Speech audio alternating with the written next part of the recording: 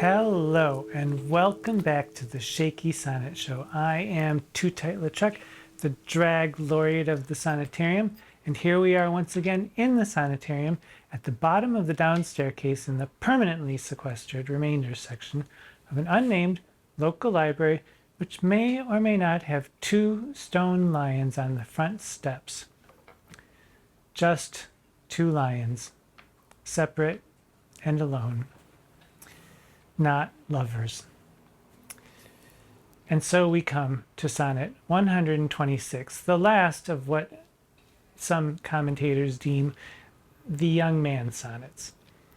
And as I said, the lions are just lions and not lovers, and I think it's a good time to talk about what is love anyway. And for those who are yearning for some early 80s hair, fashion, and music, I'll link Howard Jones's What is Love Anyway, just for your own entertainment. But while we get down to the nitty-gritty of what is love. In a Shakespeare sonnet, what does the word love or lover mean? Does it mean best friend, or does it mean paramour? Stephen Booth, in my pile of references here, Stephen Booth notes that in Shakespeare's time, the word lover was an exact synonym for the word friend. And he cites several examples from the plays to prove his point. There's Coriolanus, scene 5, act 2, lines 13 to 18, Troilus and Cressida, act 3, scene 3, line 214, Julius Caesar, act 2, scene 3, line 7. Where lover is used to mean just friend.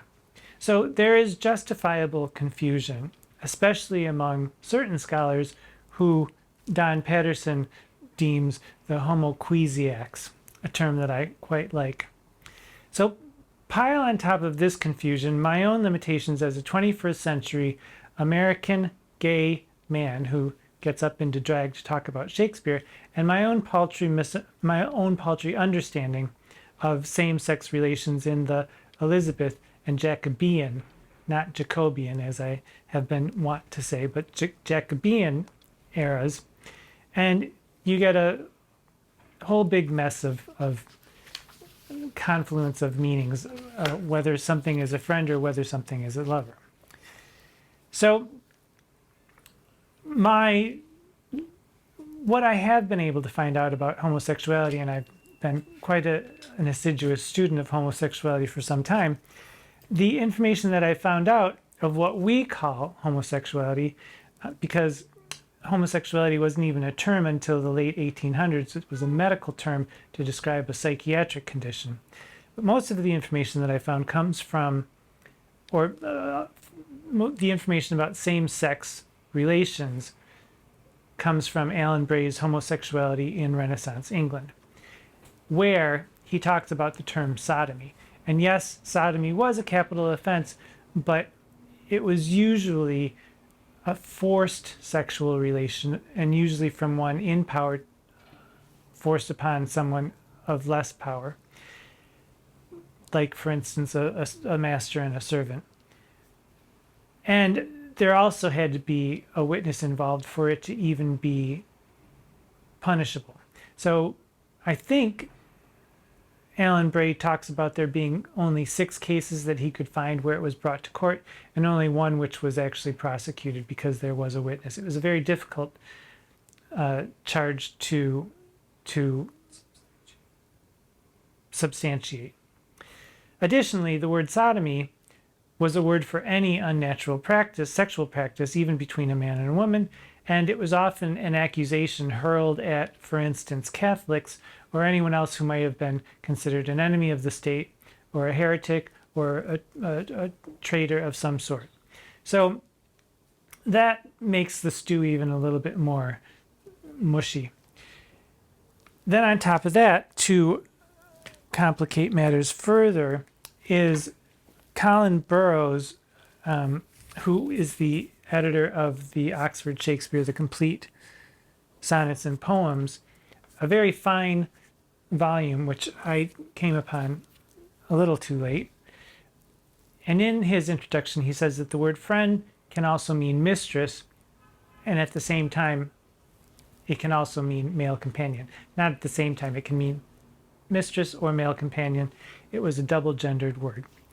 So we'll keep all this in mind as we read Sonnet 126, but again, before we do, we have to ask, what exactly is a sonnet? A 14-line poem in iambic pentameter that rhymes A, B, A, B, C, D, C, D, E, F, E, F, G, G, you say? Well, yes, that's the traditional form of an English sonnet, what we now call the Shakespearean sonnet. But in fact, the word sonnet comes from the Italian sonetto, which means little song. And in fact, a sonnet is any short lyrical poem of any sort, which is what Sonnet 126 is. A short lyric poem that only has 12 lines. And it doesn't have the same rhyme scheme. It's 6 couplets, one after the other. It's a douzaine, and quite a doozy of a douzaine too, which we'll look at right now. Sonnet 126. O thou, my lovely boy, who in thy power dost hold time's fickle glass, his sickle hour, who hast by waning grown, and therein show'st thy lover's withering as thy sweet self grow'st. If nature, sovereign mistress over wrack, as thou goest onwards, still will pluck thee back, she keeps thee to this purpose, that her skill may time disgrace and wretched minutes kill. Yet fear her, O thou minion of her pleasure. She may detain, but not still keep her treasure. Her audit, though delayed, answered must be, and her quietus is to render thee. So,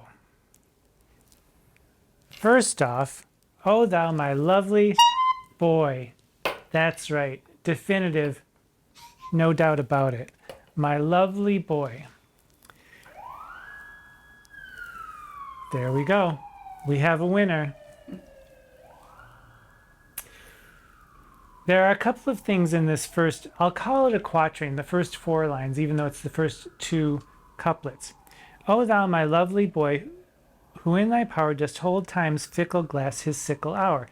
Now in the 1609 quarto, fickle and sickle begin with what looks like the same letter, because uppercase F's sometimes, or uppercase S's sometimes look like lowercase f's.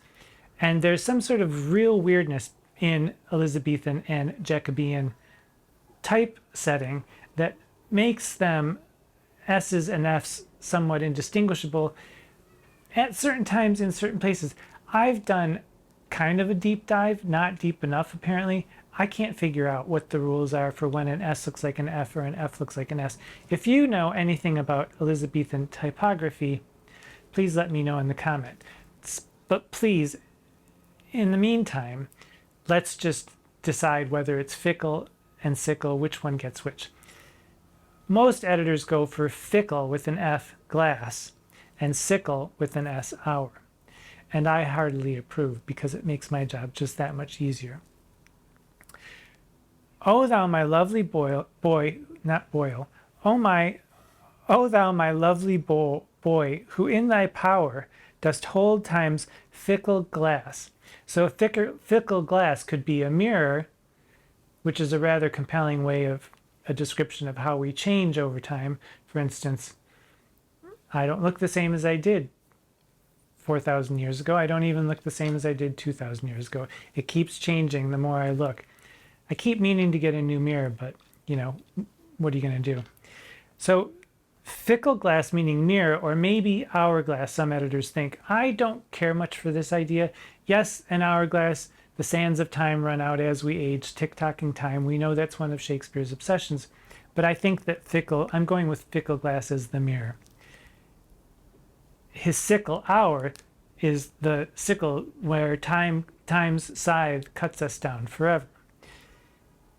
O thou my lovely boy, who in thy power dost hold time's fickle glass, his sickle hour, who hast by waning grown, and therein show'st thy lover's withering, as thy sweet self grow'st. Now, the language here is very sexual.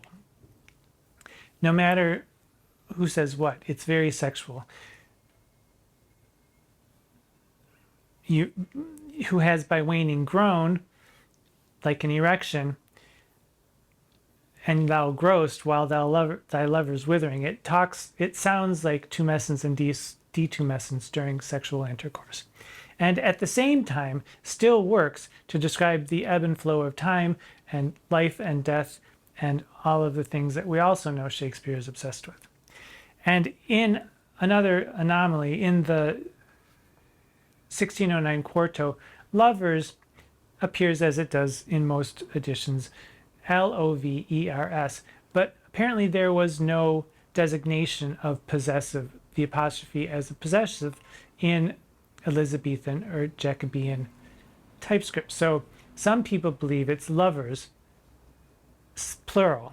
Some people believe it's lovers, singular, possessive, and some people believe it's lovers, plural, possessive.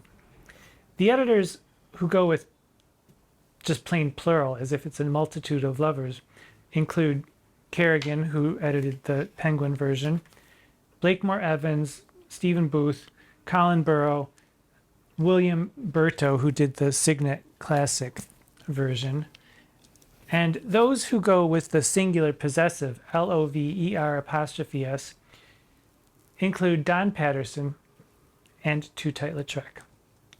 I'm going for singular possessive. So thy lover's withering as thy sweet self grow'st. In an older man, there tends to be a withering after the act, and in a younger man, 15 minutes later, as one lover is withering, the other grow'st, and I roll over and go to sleep and grow on, boy. It does describe tumescence and detumescence of lovers, or it could, or it's at least suggestive of it, and at the same time suggestive of the difference in ages and time as it ticks-tock toward the end. Then we get to the second quatrain, or the second set of couplets. If nature, sovereign mistress over wreck, and I may legally change my name from Drag Laureate of the Sonetarium to Sovereign Mistress over Rack, because I just find that fantastic. Sovereign Mistress over Rack. If nature, who apparently is a woman, sovereign mistress over rack, as thou goest onwards, still will pluck thee back. Again, there's a problem, because in the 1609 quarto, there is no comma between the word onwards and the word still. And a lot of editors keep that lack of comma, but I prefer having the comma in, because it isolates and drives home the point of those staccato monosyllables, still will pluck thee back. And the soft-sounding S's and the L's of the still and will make the percussives that follow, the P's and the B's and the K's, even more resonant. If nature, sovereign mistress over wreck, as thou goest onward, still will pluck thee back. If she does that, she keeps thee to this purpose, that her skill may time, disgrace, and wretched minutes kill. So we've got this battle between nature and time, where nature wants to destroy or to disgrace time's wreck, or the ruin that time can create on a face. And another questionable editorial choice comes as we get further down. She keeps thee to this purpose, that her skill may time, disgrace, and wretched minutes kill. In the 1609 quarto, minute is singular. Many editors modify it to plural, and of those who do, include me. Singular, Booth and Patterson are the only ones I could find. Plural, Kerrigan, Edmondson and Wells, Blakemore Evans, Colin Burrow, and William Berto, and Tootight. I prefer the plural minutes because it contrasts with another time that we have seen minutes in the sonnets, in Sonnet 77, where instead of wretched minutes, we get precious minutes. And this is the sonnet where the narrator gives the beloved a blank book for him to fill in, because not only does time wear down your face into leathery wrinkles, it also makes a sieve of your memory. And just to give you a taste again of Sonnet 77, a few lines. Thy glass will show thee how thy beauties wear, thy dial how thy precious minutes waste. Contrasting with the wretched minutes that will kill your beauty in here. Okay, so then we get to the third quatrain, or the last set of couplets. Yet fear her, again, nature as a female versus time, who's masculine. Yet fear her, O thou minion of her pleasure, you who does everything for her because she allows you to be young and beautiful. She may detain, but not still keep her treasure. You think you'll be young and beautiful forever? Think again. Her audit, when she calls up her bill, her audit, though delayed, she's let you go on for this long, even though you seem to be growing even more lovely as you grow older. Her audit, though delayed, answered must be, and her quietus is to render thee. So quietus is a receipt or a bill, a payment of a debt. It's from the Latin quietus est, which is he is quit, his debt is quit. And what other kinds of debts does one pay to nature and to time? The debt of a life. You will die. So we have a death here. We have a literal death and we have a metaphorical death, because it seems to be the death of this relationship that's been going on for 126 sonnets. And in my mind, it also, quietus also rings in my ear similar to quieted, which is you will have no voice, which we've already seen in some of the sonnets, sonnets 122 and 123, where the beloved is silenced. So this is the narrator's acquittance, by which he renders his final debt to the beloved, the very last poem, to or about him. And it's a very different render from Sonnet 125. Something must have happened in between. Take my oblation, mutual render, only me for thee. And now we have nature's quietus is to render thee. She's going to kill you. She's going to make you old. She's going to make you ugly. And by the way, I'd end with a couplet, but I'm cutting it short here. And so instead of 14 lines, we have 12 lines. We have a sonnet with no couplet and no couple. The sonnet's cut short, the relationship's cut short. And I find this beautiful and devastating. I think it's an amazing way to end this series of sonnets of the young man. From 127 onward, we'll hear about a dark lady. I haven't read all of them, so I can't really speak too much about them, but it's an amazing way to end these sonnets, which are about either contemplations of a man or to another man.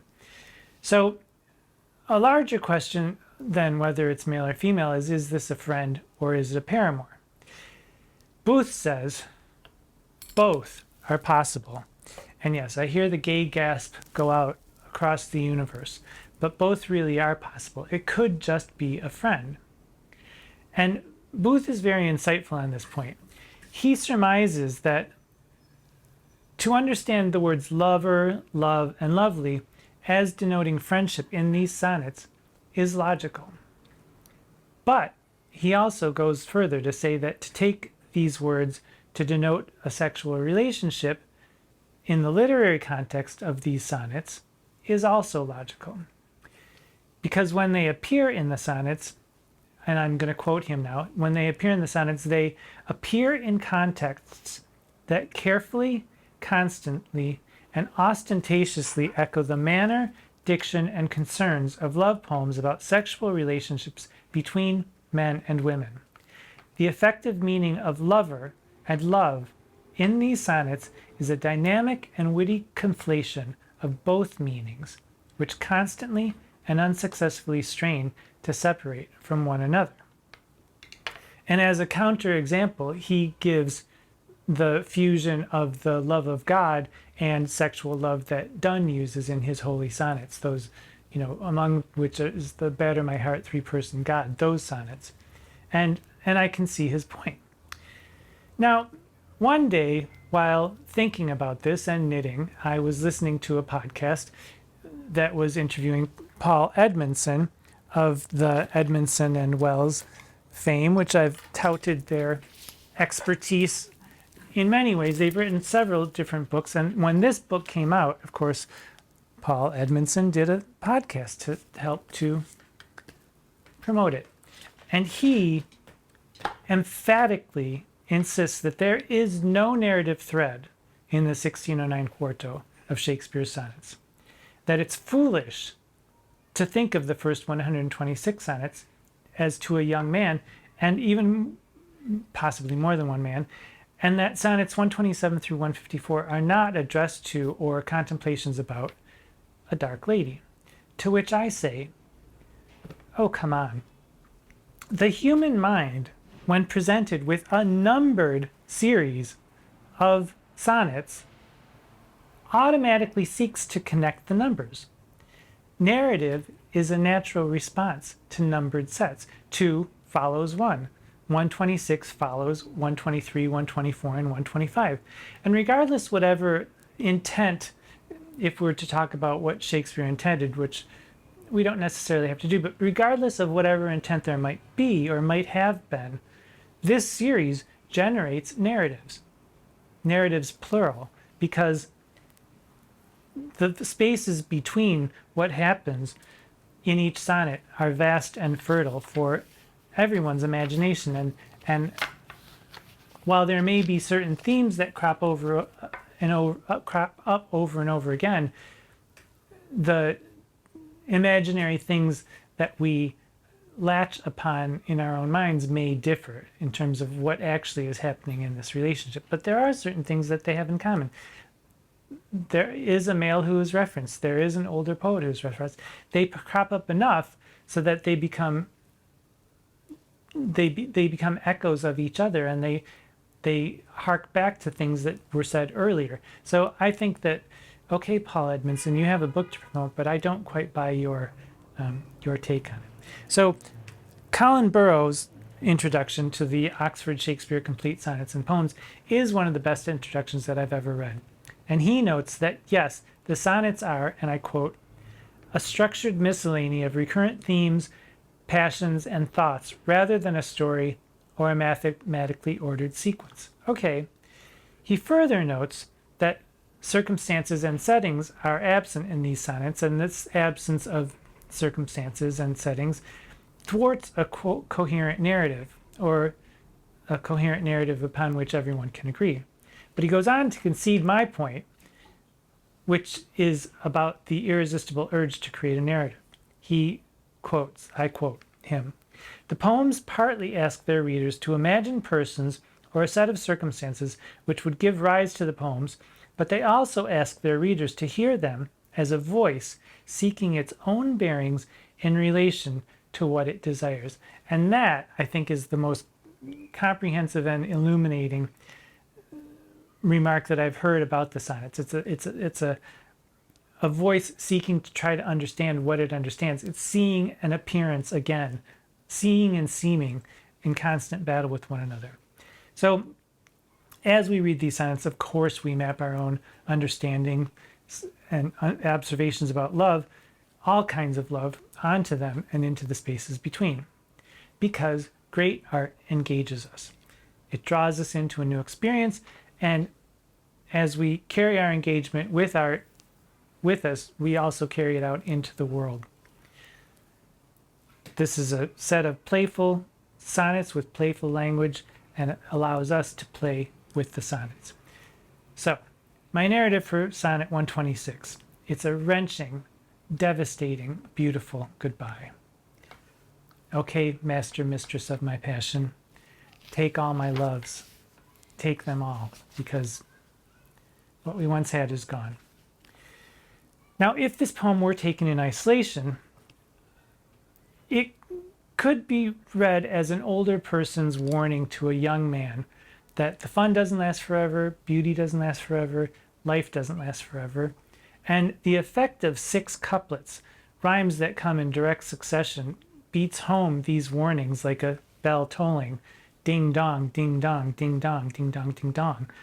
It's eerie, it's ominous, and it's very effective, and it creates a mood, but it still feels very odd as a standalone poem. And I don't know how one can help but jump into the spaces between this poem and all the other poems that come before us and try to fill in what's being said. To whom is Shakespeare, or to whom is the narrator speaking? Why this admonishment, and why now? What are the circumstances that led to this warning of Sonnet 126, and why such a dire tone? Why such strong language? We have sickle, we have withering, we have rack, disgrace, kill, minion, quietus, render, which to my mind also sounds like murder. And we are talking about death, and we are talking about the passage of time. We're talking about the death of a person, possibly not literally the beloved now, but a death of a relationship for sure. And this is Shakespeare's genius. Writing poems to open up the reader's curiosity. So, thanks, Shakespeare. Now, that concludes Sonnet 126, and it concludes the first set of sonnets, the young man sonnets 1 to 126. And so now we are going to take a little bit of a break. I can't say how long of a break. I won't commit to anything, but maybe just long enough for me to catch up with myself. But it'll give us time to mourn the loss of the relationship and to gear up for what comes next. I would like to finish